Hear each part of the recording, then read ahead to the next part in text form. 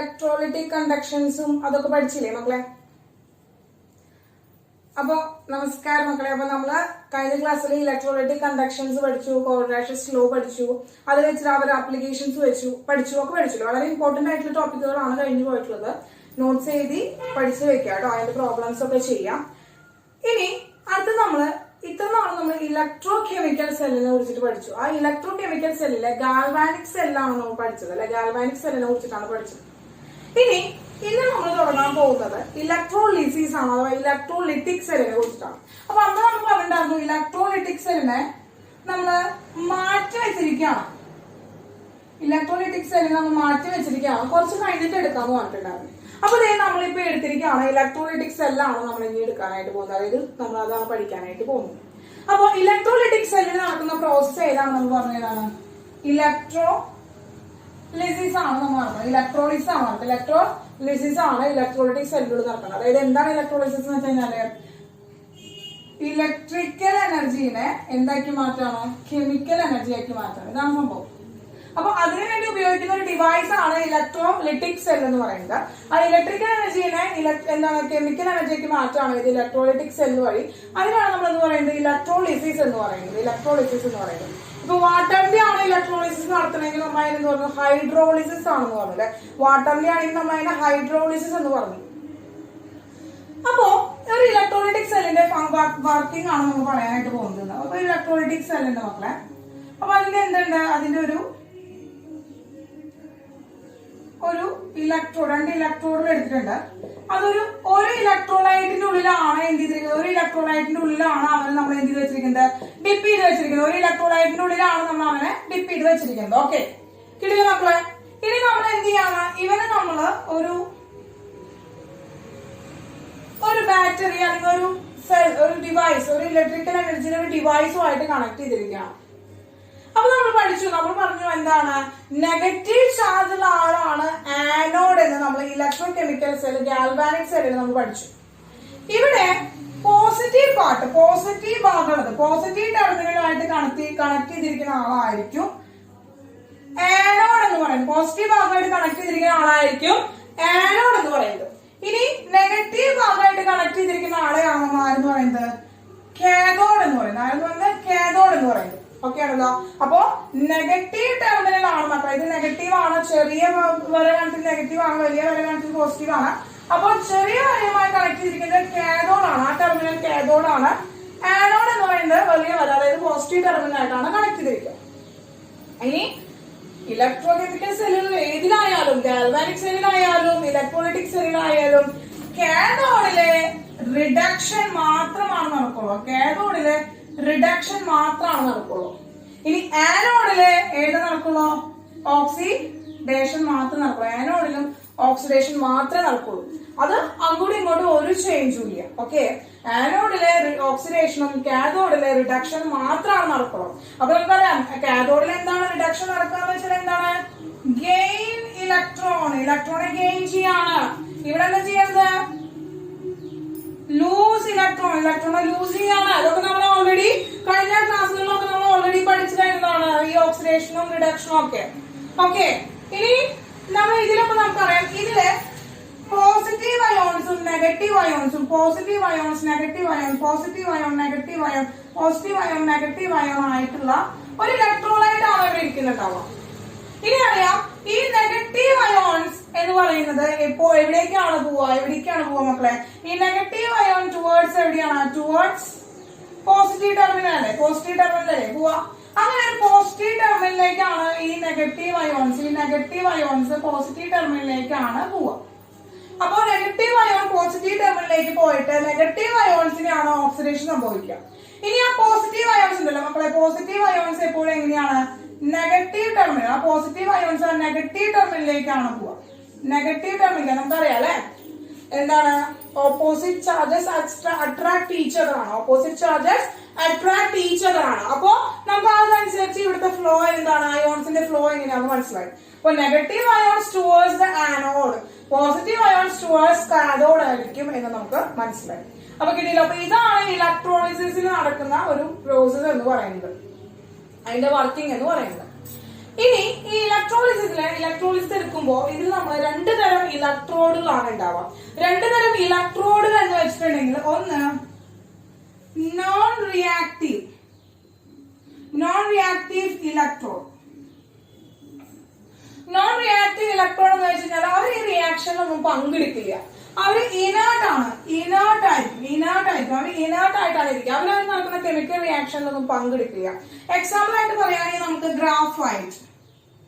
Graphite example ആയിട്ട് പറയാൻ പറ്റും. പിന്നെ പറയാം പ്ലാറ്റിനം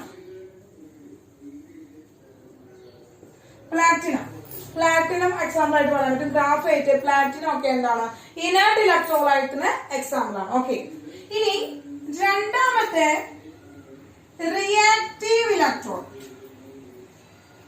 അവർ റിയാക്ട് ചെയ്യും, അവരെ എന്താണ് ഇലക്ട്രോളിസിസിൽ അവർ പാർട്ടാവും, അവരൊരു പാർട്ട് ഓഫ് ദി ഇലക്ട്രോളിസിസ് ആയിരിക്കും. അപ്പൊ അങ്ങനെയുള്ളവരെയാണ് റിയാക്റ്റീവ് ഇലക്ട്രോഡ് എന്ന് പറയാം.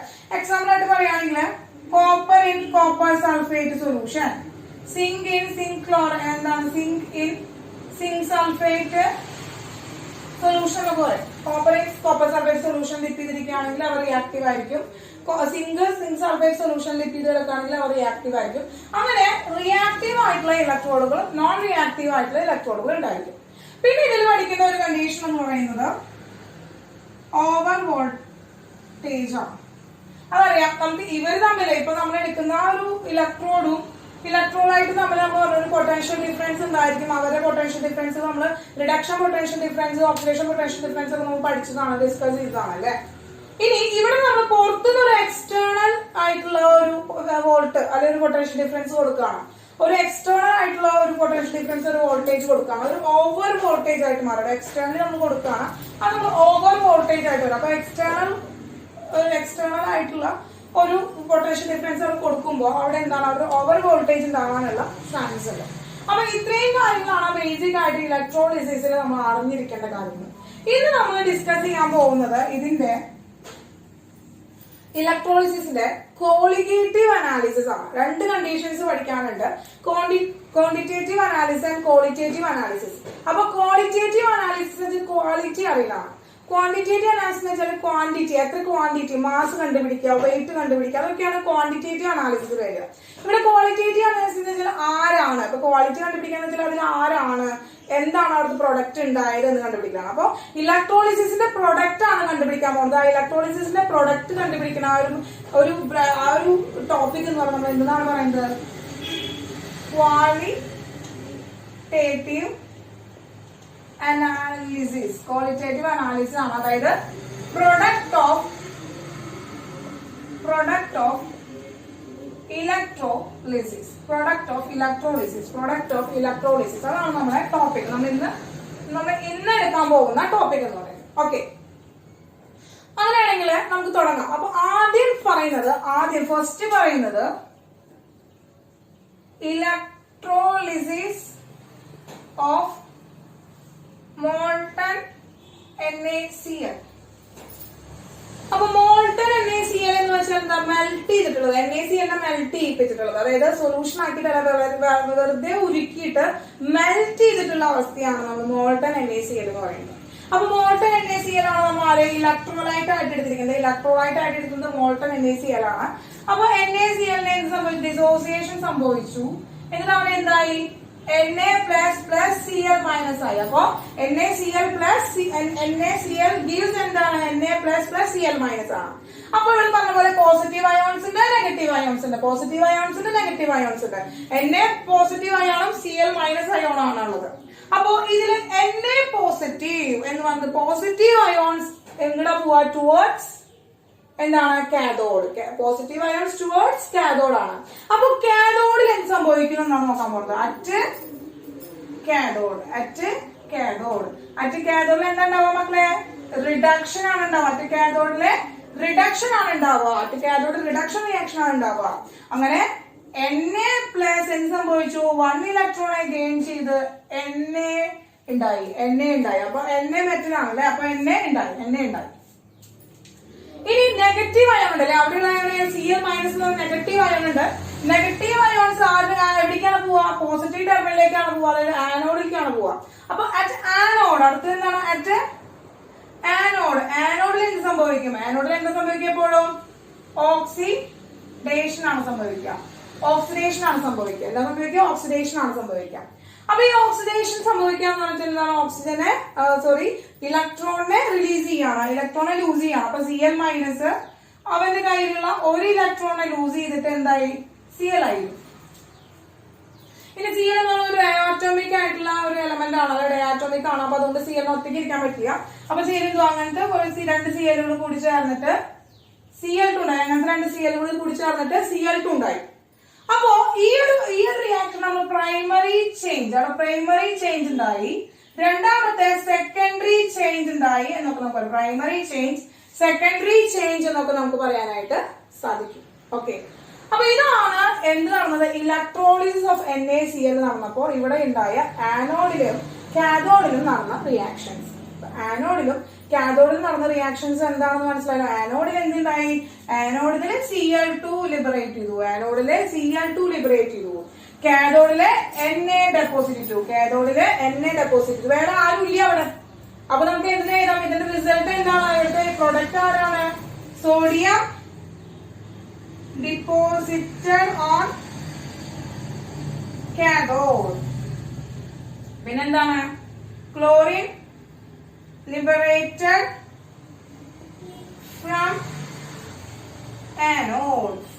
anode എന്ന് പറയാനായിട്ട് പറ്റും. അപ്പൊ ഇതാണ് റിസൾട്ട്. ഇതാണ് നമ്മുടെ റിസൾട്ട് എന്ന് പറയുന്നത്. ഇതാണ് നമ്മുടെ റിസൾട്ട് എന്ന് പറയുന്നത്. കിട്ടിയ മക്കളെ? ഇതാണ് നമ്മുടെ റിസൾട്ട് എന്ന് പറയുന്നത്. കിട്ടിയല്ലോ. അപ്പോ ഫസ്റ്റ് നമ്മൾ ഇലക്ട്രോളിസിസ് ഓഫ് മോൾട്ടൺ NaCl ആണ് ചെയ്തത്. അപ്പൊ നിങ്ങൾക്ക് മനസ്സിലായല്ലോ എന്താണ്? ഒന്നുമില്ല, അവിടെ അയോൺസുകളുടെ മൂവ്മെന്റ് കാണിച്ചു. അപ്പൊ കാഥോഡിൽ എന്ത് നടക്കുന്നു, ആനോഡിൽ എന്ത് ചെയ്യുന്നു എന്ന് നോക്കി. അപ്പൊ കാഥോഡിൽ ആരാണ് പ്രൊഡക്റ്റ് ആയി കിട്ടിയത്? അവനാണ് കാഥോഡിൽ നിന്ന് ലിബറേറ്റ് ചെയ്യുക, അല്ലെങ്കിൽ കാഥോഡിൽ ഉണ്ടാവുക. ഇനി ആനോഡിൽ എന്താ ഉണ്ടായത്? അവന്റെ ആ പ്രൊഡക്റ്റ് ആണ് ആനോഡിൽ നിന്ന് ലിബറേറ്റ് ചെയ്യുക. അപ്പൊ നമുക്ക് അങ്ങനെ കണ്ടുപിടിക്കാനായിട്ട് സാധിക്കും. പക്ഷെ ഇവിടെ എന്താണ്? ഇവിടെ ഒരേ ഒരു അയോൺ മാത്രമേ, ഒരു ടൈപ്പ് അയോൺസ് മാത്രമേ ഉണ്ടായിരുന്നുള്ളൂ. അതുകൊണ്ടാണ് ഇത് സാധിച്ചത്. ഇനി നമ്മൾ ഈ NaCl അക്വസ് സൊല്യൂഷൻ എടുക്കാന്ന് വിചാരിക്കാം. അക്വസ് സൊല്യൂഷൻ, അതായത് വാട്ടറിൽ സോളുബിൾ ആയിട്ട് അക്വസ് സൊല്യൂഷൻ എടുക്കാന്ന് വിചാരിക്കാം. അപ്പൊ അക്വസ് സൊല്യൂഷൻ എടുക്കുമ്പോൾ അതിൽ വാട്ടറിന്റെ അയോൺസും കൂടി അവിടെ വരും. H+ അയോൺസും H- അയോൺസും വരും. അപ്പൊ നമ്മുടെ പ്രൊഡക്റ്റ് ഇതായിരിക്കില്ല. അപ്പൊ അവിടെ എന്തെങ്കിലും ചേഞ്ച് വരും. അപ്പൊ ഇനി അടുത്തത് നമ്മൾ അതാണ് പഠിക്കാൻ പോകുന്നത്. Electrolysis of aqueous NaCl. അപ്പൊ മോൾട്ടൺ NaCl പഠിച്ചു. മോൾട്ടൺ NaCl കാഥോഡില് സോഡിയവും ആനോഡില് എന്താണ്? ക്ലോറിൻ ആണ് ലിബറേറ്റ് ചെയ്യുക. അടുത്ത് നമ്മള് അക്വസ് NaCl ഇലക്ട്രോളിസിസ് നടത്തുമ്പോൾ വാട്ട് ഹാപ്പൻസ്, എന്ത് സംഭവിക്കുന്നു എന്നുള്ളത് നോക്കാം. ഓക്കെ, നോട്ട് ചെയ്തോളാം മക്കളെ. നമുക്ക് അക്വസ് NaCl സംഭവിക്കുന്നത് എന്താണെന്ന് നോക്കാം.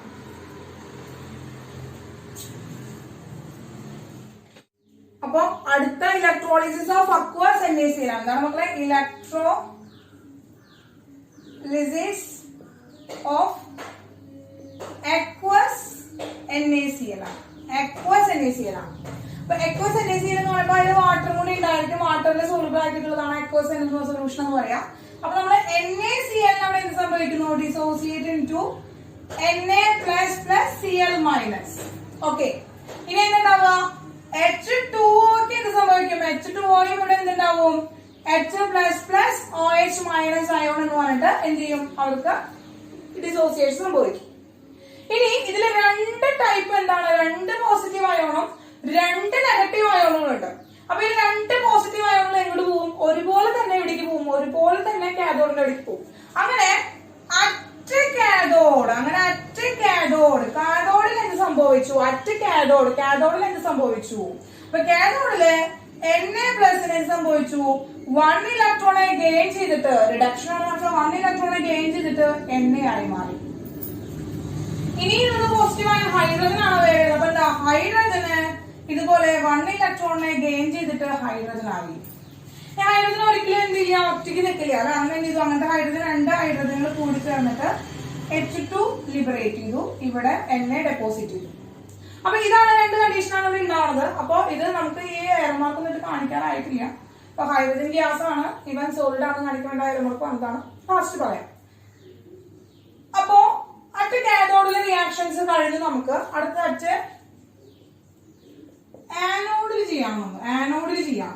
അപ്പൊ അറ്റ് ആനോഡിൽ ഇതുപോലെ രണ്ട് അയോൺസ് ആണുള്ളത്. ആരാണ്? Cl- അയോൺ എന്ത് സംഭവിച്ചു? 1 ഇലക്ട്രോണെ കളഞ്ഞു. Cl ആയി.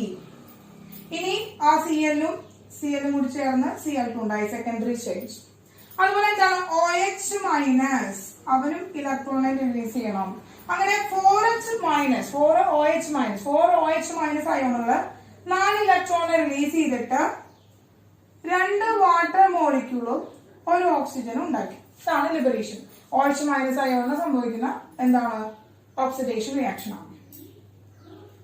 അപ്പൊ ഈ റിയാക്ഷൻസ് ആണ്. അപ്പൊ കാഥോഡിലൊക്കെ സോഡിയം ഹൈഡ്രജൻ ഉണ്ട്, ആനോഡിലൊക്കെ സമയം ഓക്സിജനും ക്ലോറിനും ഓക്സിജനും ഉണ്ട്.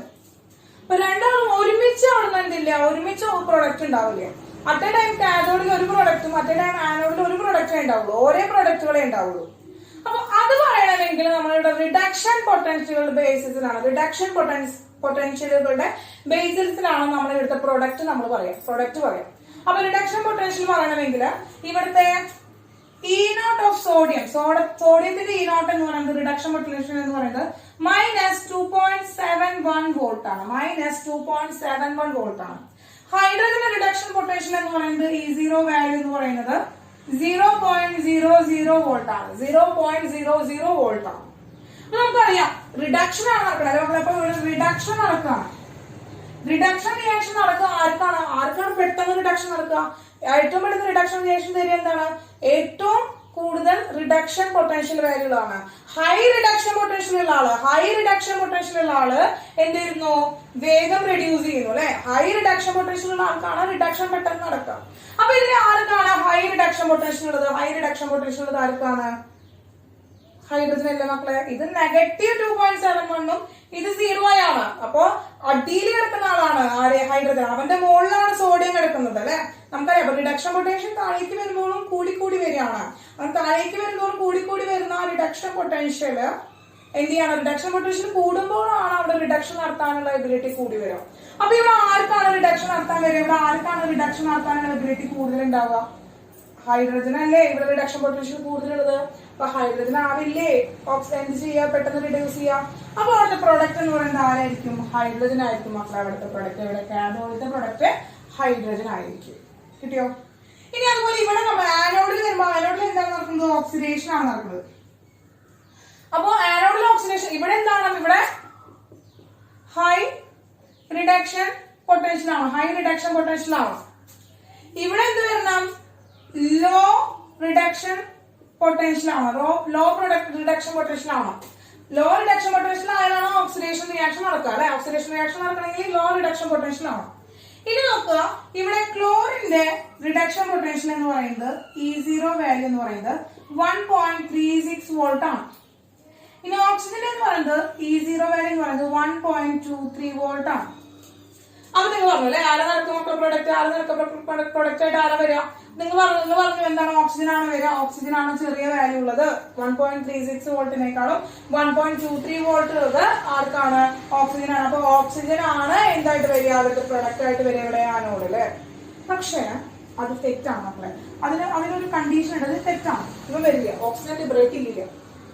അതിന് രണ്ട് കാരണങ്ങളാണ് പറയാനുള്ളത്. 2 കാരണങ്ങളാണുള്ളത്. അതൊരു ക്വസ്റ്റ്യൻ ആയിട്ട് വരും. Actually the reduction potential of oxygen is less than that of chlorine. എന്നിട്ട് എന്തുകൊണ്ടാണ് ദ അക്വസ് NaCl ഇലക്ട്രോളിസിസില് chlorine will liberate from anode? എന്തുകൊണ്ടാണ് ക്ലോറിൻ ആനോഡിൽ നിന്ന് ലിബറേറ്റ് ചെയ്തത് എന്നുള്ളൊരു ക്വസ്റ്റ്യൻ വരും. അതിനുള്ള റീസൺ എന്ന് പറയുന്നത് മക്കളെ ഇതാണ്: high concentration of Cl- iron. അപ്പൊ നമ്മൾ എക്വ സൊല്യൂഷൻ ആണെങ്കിലും എക്വ സൊല്യൂഷനിൽ എന്താണ് Cl- അയോൺ, NaCl ആണ് കൂടുതലും, വാട്ടറിന്റെ എമൗണ്ട് കുറവാണ്. അങ്ങനെ Cl-ന്റെ കോൺസെൻട്രേഷൻ കൂടുതലായത് കൊണ്ടാണ് അവിടെ Cl ലിബറേറ്റ് ചെയ്തത്. പിന്നെ ഒരു കണ്ടീഷൻ എന്ന് പറയുന്നത് എന്താണ്? ഓവർ വോൾട്ടേജ് ആണ്. നമുക്കറിയാം ഇവരുടെ റിഡക്ഷൻ പൊട്ടൻഷ്യൽ 1.23 വോൾട്ട് ആണെന്ന് പറയുന്നുണ്ട്. ഈ 1.23 വോൾട്ടിൽ മാത്രമാണ് ആര് റെഡ്യൂസ് ചെയ്യുള്ളൂ? OH മൈനസ് റെഡ്യൂസ് ചെയ്ത് ഓക്സിജനെ പ്രൊഡ്യൂസ് ചെയ്യുള്ളൂ. പക്ഷെ നമ്മൾ അവിടെയുള്ള റിഡക്ഷൻ പൊട്ടൻഷ്യൽ ഉണ്ടായിട്ടും എന്ത് ചെയ്യണം, എക്സ്റ്റേണലി നമ്മൾ എന്ത് ചെയ്യുന്നത്, എക്സ്റ്റേണൽ ആയിട്ട് നമ്മളൊരു പൊട്ടൻഷ്യൽ ഡിഫറൻസ് അവിടെ കൊടുക്കുന്നുണ്ടെന്ന് പറഞ്ഞു അല്ലെ. ഇലക്ട്രിക്കൽ എനർജി കൊടുത്തിട്ടാണ് റിയാക്ഷൻ നടത്തുന്നത്. അപ്പൊ ആ എക്സ്റ്റേണൽ ആയിട്ടുള്ള പൊട്ടൻഷ്യൽ ഡിഫറൻസ് കൂടി വരുമ്പോൾ അവിടെ എന്തുണ്ടാവാണ്, അവിടെ ഈ 1.23 വോൾട്ടിനേക്കാൾ കൂടുകയാണ് പൊട്ടൻഷ്യൽ ഡിഫറൻസ്. അങ്ങനെ 1.23 വോൾട്ടിനേക്കാളും പൊട്ടൻഷ്യൽ ഡിഫറൻസ് കൂടിക്കഴിഞ്ഞാൽ ഒരിക്കലും എന്തുണ്ടാവില്ല, OH മൈനസ് അയോണിനെ എന്ത് സംഭവിക്കില്ല, ഓക്സിഡേഷൻ നടക്കില്ല. അപ്പൊ അവന് ഓക്സിഡേഷൻ നടക്കില്ല. അപ്പൊ ആർക്ക് ഓക്സിഡേഷൻ നടക്കും, ആ ഹൈ വോൾട്ടേജില് ക്ലോറിന് ഓക്സിഡേഷൻ നടക്കും, ക്ലോറിൻ അയോൺ ഓക്സിഡേഷൻ നടക്കും. എന്നിട്ട് ആരെ ലിബറേറ്റ് ചെയ്യും, ക്ലോറിനെ ലിബറേറ്റ് ചെയ്യും, ക്ലോറിനെ ലിബറേറ്റ് ചെയ്യും. അപ്പൊ നമ്മുടെ പ്രൊഡക്റ്റ് ഏതാണ്, ഇലക്ട്രോളിസിസ് ഓഫ് അക്വസ് NaCl എന്ന് പറയുമ്പോ എന്താണ്, hydrogen liberate from cathode, chlorine liberated from anode. ഇതാണ് അവിടുത്തെ പ്രൊഡക്റ്റ് എന്ന് പറയുന്നത്, ഇവിടുത്തെ പ്രൊഡക്റ്റ് എന്ന് പറയുന്നത്. കേട്ടോ മക്കളെ? അപ്പൊ കിട്ടിയില്ലേ മക്കളെ, പ്രൊഡക്റ്റ് കിട്ടിയില്ലേ? ഇനി ഇതുപോലെ നമുക്ക് ധാരാളം ഇലക്ട്രോലൈറ്റുകളുടെ നമുക്ക് എന്തുണ്ട്, ഇലക്ട്രോളിസിസുകൾ നടത്താനുണ്ട് മക്കളെ, ഇലക്ട്രോളിസിസ് നടത്താനുണ്ട്. അപ്പൊ ഈ രണ്ട് കണ്ടീഷനിലും നമ്മൾ എന്താ ചെയ്തത്, ഈ രണ്ട് കണ്ടീഷനിലും അവിടെ എത്തിക്കുന്ന ഇലക്ട്രോഡുകൾ എന്ന് പറയുന്നത് ഇനേർട്ട് ഇലക്ട്രോഡുകളാണ്. കാരണം ഇനേർട്ട് ഇലക്ട്രോഡുകളാണ് നമ്മൾ എടുത്തിരിക്കുന്നത്. അവിടെ ഇലക്ട്രോഡുകളുടെ ഒരു പാർട്ടിസിപ്പേഷൻ ഉണ്ടായിട്ടില്ല. അപ്പൊ മോൾട്ടൺ NaCl ആയാലും അതുപോലെ തന്നെ അക്വസ് NaCl ആയാലും നമ്മൾ അവിടെ എടുത്തത് ഈ പ്ലാറ്റിനമോ ഗ്രാഫൈറ്റോ ആയിരിക്കും ഇലക്ട്രോഡ് ആയിട്ട് എടുത്തിട്ടുണ്ടായിരിക്കാം. അപ്പൊ എന്റെ മക്കളെ എന്ത് ചെയ്യണം, അപ്പൊ ഇനേർട്ട് ഇലക്ട്രോഡ് ആണ് എടുത്തിരിക്കുന്നത് ഒന്നും ഓർത്ത് വെക്കാം. അത് നോൺ റിയാക്റ്റീവ് ആയിട്ടുള്ള ഇലക്ട്രോഡ് ആണ് നമ്മളവിടെ എടുത്തിരിക്കുന്നത്. കിട്ടില്ല മക്കളെ? അപ്പോ നോട്ട് ചെയ്തെടുത്തോളം നമുക്ക് അടുത്ത ഇലക്ട്രോളിസിസിലേക്ക് പോകാം. അടുത്ത ഹൈഡ്രോളിസിസ് പറയുന്നത് മോൾട്ടൺ ആയിട്ടുള്ള നമ്മുടെ ലെഡ് ബ്രോമൈഡിന്റെ ഇലക്ട്രോളിസിസ് ആണ് പറയുന്നത്. അടുത്ത് പറയുന്നത് electrolysis of molten lead bromide. അപ്പൊ ലെഡ് ബ്രോമൈഡ് ആണ് PbBr2 ഗീസ് എന്താണ് Pb2++ 2Br-. ഇതാണ് അവിടെ ഡിസോസിയേഷൻ സംഭവിക്കുന്നത്. അപ്പൊ നെഗറ്റീവ് അയോൺ ഉണ്ട്, പോസിറ്റീവ് അയോൺ ഉണ്ട്. അപ്പൊ പോസിറ്റീവ് അയോൺ എന്ത് സംഭവിക്കും, അറ്റ് കാഥോഡിലേക്ക് പോകും. കാഥോഡിൽ പോയിട്ട് എന്ത് സംഭവിക്കും, Pb2+കള് എന്ത് ചെയ്യാണ്, 2 ഇലക്ട്രോണെ ഗെയിൻ ചെയ്തിട്ട് Pb ആയിട്ട് മാറും. അപ്പൊ Pb ആണ് എവിടെ കിട്ടിയത്, കാഥോഡിൽ ലിബറേറ്റ് ചെയ്തത്. ഇനി എന്താണ്, അറ്റ് ആനോഡിൽ എന്ത് സംഭവിച്ചു മക്കളെ, അറ്റ് ആനോഡിൽ എന്ത് സംഭവിച്ചു, 2 Br- ഉണ്ട്. അപ്പൊ 2Br- എന്ന് പറയുന്നത് 2 ഇലക്ട്രോണെ റിലീസ് ചെയ്തിട്ട് എന്ത് ചെയ്യും, Br2 ആയിട്ട് മാറും, Br2 ആയിട്ട് മാറും. അപ്പൊ ആരാണ് Br2, ബ്രോമിൻ ഗ്യാസ് ആണ് എവിടെ കിട്ടിയത്, നമുക്ക് ആനോഡിൽ കിട്ടിയത്. ലെഡിനെയാണ് നമുക്ക് ഡെപ്പോസിറ്റഡ് ഓൺ കാഥോഡ്. അപ്പൊ എന്താണ്, ലെഡ് ഡെപ്പോസിറ്റഡ് ഓൺ കാഥോഡ് ആണ്. പിന്നെ നമുക്ക് എന്ത് കിട്ടി, ബ്രോമിൻ ലിബറേറ്റഡ് ഫ്രം ആനോഡ്. കിട്ടിയില്ല മക്കളെ? അപ്പൊ ഒരു ഇലക്ട്രോളിസിസ് കഴിഞ്ഞു. ഇനി അടുത്ത് നമ്മൾ ഇലക്ട്രോളിസിസ് ഓഫ് വാട്ടർ ചെയ്യണം. എന്താണ് ഇലക്ട്രോളിസിസ് ഓഫ് വാട്ടർ? അപ്പൊ വാട്ടർ ചെയ്യുമ്പോൾ നമ്മൾ അതിന്റെ H+ ഇൻക്രീസ് ചെയ്യാൻ ഇലക്ട്രോളിസിസ് ചെയ്യുമ്പോൾ നമ്മൾ ചെറിയൊരു എമൗണ്ട് എന്ത് ചെയ്യും, ആസിഡും കൂടി കണ്ടന്റ് ഒഴിക്കും. അപ്പൊ അതുകൊണ്ട് അവിടെ ഇലക്ട്രോളിസിസ് ചെയ്യുമ്പോൾ അവിടെ വാട്ടറും അതിന്റെ ഒപ്പം തന്നെ സൾഫ്യൂരിക് ആസിഡും നമ്മൾ എടുക്കും. വാട്ടറിനെയും സൾഫ്യൂരിക് ആസിഡിനെയും നമ്മൾ അവിടെ എടുക്കും. അങ്ങനെ വാട്ടറിനെ എന്ത് ചെയ്യാണ്, ഡിസോസിയേഷൻ സംഭവിച്ച് H+OH- ആയിട്ട് മാറും, H+OH- ആയിട്ട് മാറും. ഇനി സൾഫ്യൂരിക് ആസിഡിനെ ലിബറേഷൻ സംഭവിച്ച ഡിസോസിയേഷൻ സംഭവിച്ച എന്താണ്, 2H++ എന്താണ് SO4 2- ആയിട്ട് മാറും. അപ്പോ ഇവിടെ നോക്കുമ്പോൾ എന്താണ്, രണ്ട് ആൾക്കാരിലും ഇപ്പൊ H2O-ലും H2SO4-ലും ഹൈഡ്രജൻ തന്നെയാണ് പോസിറ്റീവ് അയൺ ആയിട്ടുള്ളത്. അപ്പോ അറ്റ് കാഥോഡില് എന്ത് സംഭവിക്കുമോ, ഹൈഡ്രജൻ H+ അയോൺസ് ഉണ്ട്, ഒരു ഇലക്ട്രോണെ ഗെയിൻ ചെയ്തിട്ട് H ആവും പ്രൈമറി ചേഞ്ച്. ഇനി എന്തുണ്ടാവും, ഈ രണ്ട് H കമ്പൈൻ ചെയ്തിട്ട് H2 ഉണ്ടാവും സെക്കൻഡറി ചേഞ്ച്. അപ്പോ അത് കാഥോഡില് ഹൈഡ്രജൻ ലിബറേറ്റ് ചെയ്യുന്നു നമുക്ക് അവിടെ കിട്ടി. ഇനി അത് ആനോഡിലാണ് മക്കളെ. അപ്പൊ ആനോഡിൽ ഇങ്ങനെ നോക്കൂ, 2 ആൾക്കാരുണ്ട്. അപ്പൊ ആനോഡിന്റെ റിയാക്ഷൻ എന്താണെന്ന് നോക്കാം. ആനോഡിൽ എന്താ ഉണ്ടാവുക നോക്കാം. എന്താ at anode what happen, at ആനോഡിൽ എന്തുണ്ടാവും മക്കളെ, OH- അയോണിന് എന്ത് സംഭവിക്കും, 4 ഇലക്ട്രോൺ. അപ്പൊ 4 OH മൈനസ് അയൺ 4 ഇലക്ട്രോണിനെ ലൂസ് ചെയ്തിട്ട് 2H2Oയും അവിടെ ഓക്സിജൻ ഉണ്ടാവും. നോട്ട് എത്രയാണ് അവിടുത്തെ 1.23 വോൾട്ട് ആണ് അവിടുത്തെ എന്താണ് റിഡക്ഷൻ പൊട്ടൻഷ്യൽ എന്ന് പറയുന്നത്. ഇനി സൾഫേറ്റ് അയോണിന് എന്താണ് SO4 2 മൈനസ് 2 ഇലക്ട്രോൺ റിലീസ് ചെയ്യാണ്. 2SO4 2 മൈനസ് 2 ഇലക്ട്രോൺ റിലീസ് ചെയ്തിട്ട് 2S2OA 2 മൈനസ് ഉണ്ടാവും. S2OA 2 മൈനസ് ഉണ്ടാവും. അതിന്റെ reduction potential E0 is equal to 1.96 volt ആണ്. 1.96 വോൾട്ട് ആണ്. അപ്പൊ അത്ര നോക്കി നോക്കിയേ, ഇവിടെ പിന്നെ ഒരാളുണ്ടായാലോ അപ്പൊ റിഡക്ഷൻ പൊട്ടൻഷ്യലിന്റെ ചേഞ്ച് നമുക്ക് നോക്കേണ്ട ആവശ്യമില്ല. അപ്പൊ ഇവിടെ എന്താണ് ഓക്സിഡേഷൻ ആണ് നടക്കുന്നത്. അപ്പൊ എങ്ങനെയായിരിക്കണം ലോ റിഡക്ഷൻ പൊട്ടൻഷ്യൽ ആയിരിക്കണം. ലോ റിഡക്ഷൻ പൊട്ടൻഷ്യൽ ആയിരിക്കണം. അവിടെ ക്ലോറിന്റെ ആ ഒരു ഓവർ വോൾട്ടേജും അതുപോലെ കോൺസെൻട്രേഷൻ ഹൈ കോൺസെൻട്രേഷനും കാരണം കൊണ്ടാണ് അവിടെ ഈ ഒരു കണ്ടീഷനിൽ മാറി അവിടെ ലിബറേഷൻ ക്ലോറിൻ ഉണ്ടായിട്ട്. പക്ഷെ ഇവിടെ അങ്ങനെ എന്താണ് വോൾട്ടേജ് ഒന്നുമില്ല. ഹൈ വോൾട്ടേജും അതുപോലെ തന്നെ എന്താണ് 1.96 വോൾട്ടേജ് ആൽക്കലി സൾഫ്യൂരിക് ആസിഡ്. അപ്പൊ അത്ര ഹൈ വോൾട്ട് അതിനൊക്കെ ചെറുത് ആരാണ് നമ്മുടെ വാട്ടറിനെയാണ് ഓക്സിജന്റെയാണ് കാണിക്കുന്നത്. അപ്പൊ അങ്ങനെ വരുമ്പോ അത്ര ഹൈ എത്തുന്നില്ല, വോൾട്ടേജ് അത്ര ഹൈ അല്ല. അപ്പൊ അതുകൊണ്ട് തന്നെ നമ്മൾ നോക്കുക എന്താണ് നമ്മളിതിൽ ആരാണ് ലിബറേറ്റ് ചെയ്യുക. ഇതിൽ ലിബറേറ്റ് ചെയ്യുന്നത് ലോവർ റിഡക്ഷൻ പൊട്ടൻഷ്യൽ ഉള്ള ആരാണ് ഓക്സിജൻ ആണ് ലിബറേറ്റ് ചെയ്യുക. ലോവർ റിഡക്ഷൻ പൊട്ടൻഷ്യൽ ഉള്ള ഓക്സിജൻ ആണ്. അപ്പോ ഓക്സിജൻ ലിബറേറ്റഡ് ഫ്രം ആനോഡ്. ഇനി എന്താണ് ഹൈഡ്രജൻ ലിബറേറ്റഡ് ഫ്രം കാഥോഡ്. കിട്ടിയില്ലേ മക്കളെ? അപ്പൊ ഈ രണ്ട് പ്രൊഡക്ഷൻ ആണ് കിട്ടിയത്. അപ്പൊ ആ ഒരു ചേഞ്ചില് ലോ റിഡക്ഷൻ പൊട്ടൻഷ്യൽ ആണ് വന്നത്. അപ്പോ നോട്ട് ചെയ്തോളൂ മക്കളെ. അടുത്ത് നമ്മൾ ഇവിടെയൊക്കെ നമ്മൾ എടുത്തത് എന്താണ്? ഇവിടെയൊക്കെ എടുത്തത് നമ്മള് എന്തെടുത്തതാണ്? ഇവിടെയൊക്കെ എടുത്തിട്ടുള്ളത് നമ്മള് ഇലക്ട്രോഡ് ഇനേർട്ട് ഇലക്ട്രോഡ് തന്നെയാണ് എടുത്തത്. ഇവിടെയൊക്കെ ഇനേർട്ട് ഇലക്ട്രോഡ് തന്നെയാണ് നമ്മൾ പ്ലാറ്റിനോ ഗ്രാഫൈറ്റോ പോലുള്ള ഇനേർട്ട് ഇലക്ട്രോഡുകളാണ് രണ്ട് കേസിൽ ഇതുവരെ പറഞ്ഞ കേസിലൊക്കെ എടുത്തത്. നോട്ട് ചെയ്തെടുത്തോളാം മക്കളെ. അടുത്ത ഇലക്ട്രോളിസിസ് എന്ന് പറയുന്നത് copper sulphate solution, aqueous copper sulphate solution പറയാനായിട്ട്. എന്താണ് പറയുന്നത്? അക്വസ് CuSO4 ആണ്. അക്വസ് CuSO4ന്റെ ഇലക്ട്രോളിസിസ് ആണ് പറയുന്നത്. അപ്പൊ ആരൊക്കെയുണ്ട്? CuSO4 ഉണ്ട്. അവരെന്ത് സംഭവിച്ചു? Cu2+ ആയി പ്ലസ് SO4 2 മൈനസ് ആയി. ഇനി ആരുടെ മക്കളെ? വാട്ടർ ഉണ്ട്. അതുപോലെ H2O എന്ത് സംഭവിച്ചു? H+ ആയി OH മൈനസ് ആയി. ഓക്കെ. അപ്പൊ നമ്മള് കാഥോഡിൽ എന്ത് സംഭവിച്ചു? പോസിറ്റീവ് അയോൺസ് കാഥോഡിലേക്ക് പോയി. അങ്ങനെ Cu2+ 2 ഇലക്ട്രോണെ ഗെയിൻ ചെയ്തിട്ട് Cu ആയി. ഇനി H+ അയോണുകള് 1 ഇലക്ട്രോണെ ഗെയിൻ ചെയ്തിട്ട് H ആയി. അങ്ങനെ 2 H ചേർന്നിട്ട് H2 ഗ്യാസ് ആയി മാറും. ഓക്കെ. ഇതാണ് അറ്റ് കാഥോഡിൽ നടന്ന റിയാക്ഷൻ. ഇനി പറയുന്നത് ആനോഡിൽ എന്ത് സംഭവിച്ചു എന്ന് നോക്കാം. അപ്പൊ ആനോഡിൽ എന്ത് സംഭവിച്ചു? ആനോഡിലാണ്. അപ്പൊ 2 അയോണുണ്ട്. എന്താണ്? SO4 2 മൈനസ് അയോൺ ഉണ്ട്, OH മൈനസ് അയോൺ ഉണ്ട്. ഇവർക്ക് എന്ത് സംഭവിച്ചു നോക്കാം.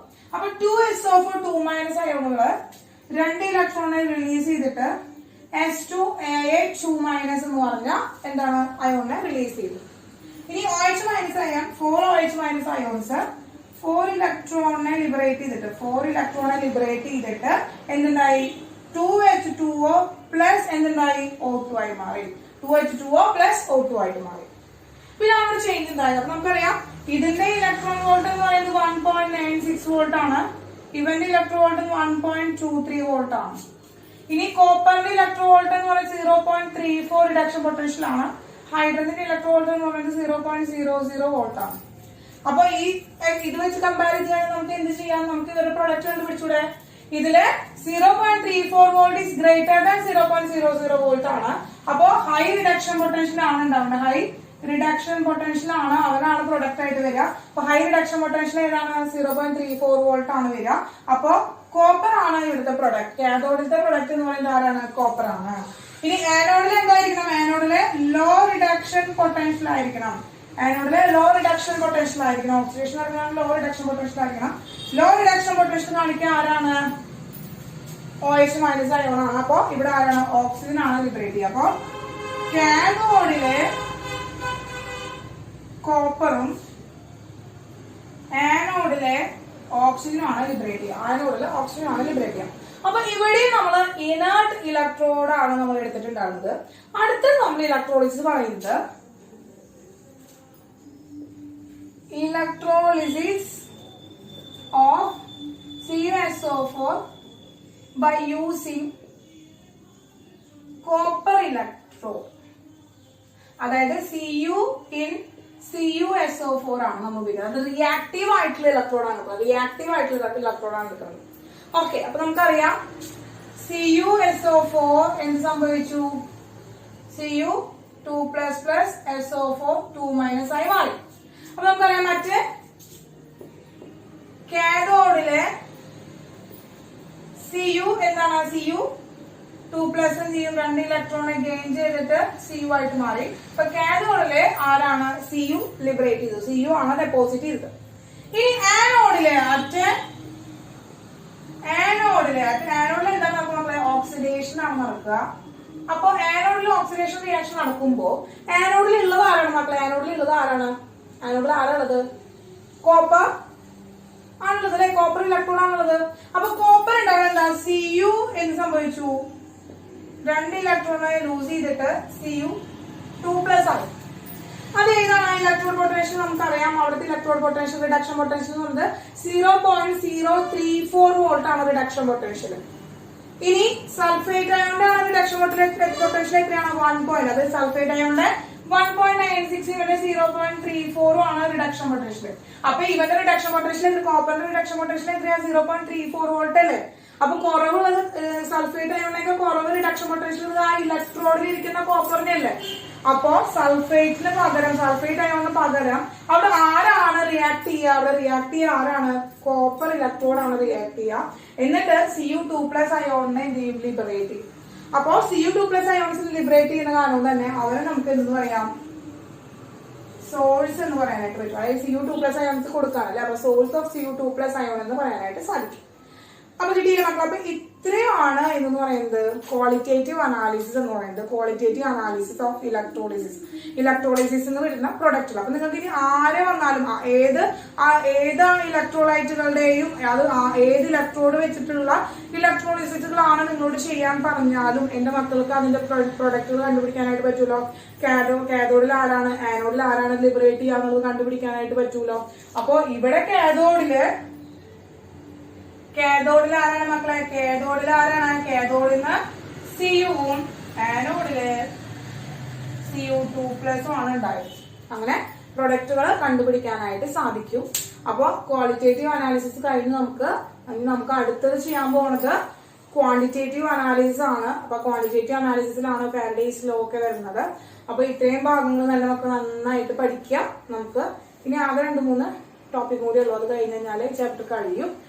അപ്പൊ വേഗം മക്കളെ നോട്ട് ചെയ്തെടുത്തോളാം. നമുക്ക് നെക്സ്റ്റ് ഡേ കാണാം. Okay, Tata, bye bye.